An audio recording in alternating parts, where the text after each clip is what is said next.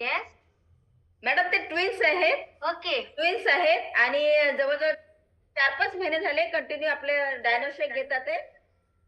तर त्यांचा रिझल्ट असा आहे सांगू शकणार, पण हे नेहमी त्यांची इम्युनिटी इतकी स्ट्रॉंग झालेली आहे की आधी ते सतत आजारी पडायचे.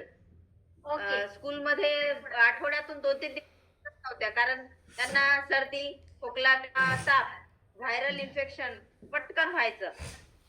आणि ट्विन्स असल्यामुळे झालं म्हणजे मुलीला व्हायचंच.